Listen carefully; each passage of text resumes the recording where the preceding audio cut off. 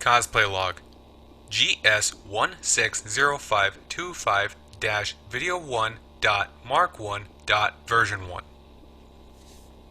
Undershirt and Pants.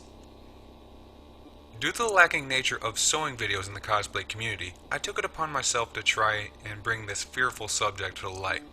Hopefully more videos will appear after this has been uploaded. Granted, there are plenty of videos on sewing, but nearly all lack the detail I sought after. It wasn't until later I found a video that not only would help me get this part of the project done a lot quicker, but also a technique to make it more efficient.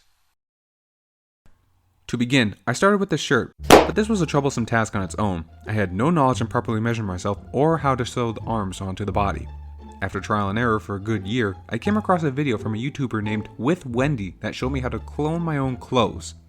After testing this out on bed sheets, the 10th prototype felt exceedingly better than those before.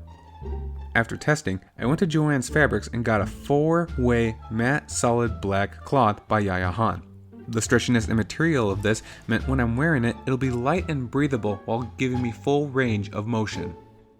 After buying and pre-washing, to make sure it doesn't shrink after I sew it, I traced the templates with a chalk wheel kit I bought at Joann's.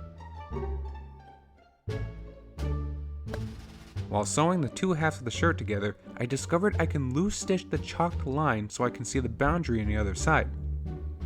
Apparently there is a name for this technique, but for the life of me, I can't remember. After pinning the sleeves to the torso and sewing it, the shirt was then done, though there were some problems that I need to work on when sewing the under parts of the arms to the torso. For stitching the fabric, I used a setting on my machine that made it zigzag. The reason for this stitching is because with this, you'll still have the fabric's stretchy properties, whereas the straight stitch will have them pop out.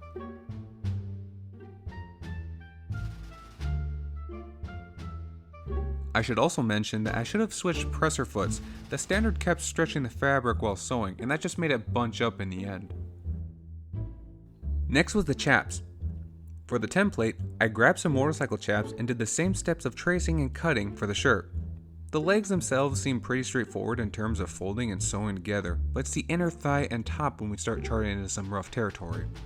I had to stop with the needle in the cloth, lift the foot, turn the fabric, drop the foot, and continue sewing. I had to do this process several times in order to get that curve, along with the standard presser foot, so it just kind of bunched around that area, but it still looked pretty nice. I also cut the corner of that area and sewed it to manage the folds in that spot.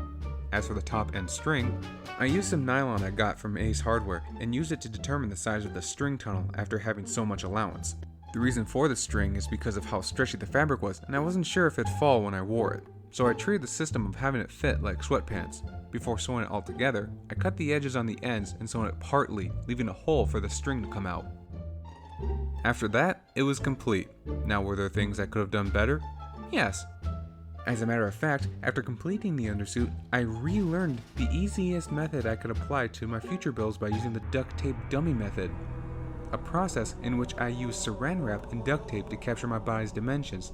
Now this process is notorious within the cosplay community. I'll most likely try this when I work on the vest. Hell, I'll even use this method to make a better undersuit. But this was my first attempt, and I'm just glad that I was able to start up these skills and improve upon them in the future. Ending log.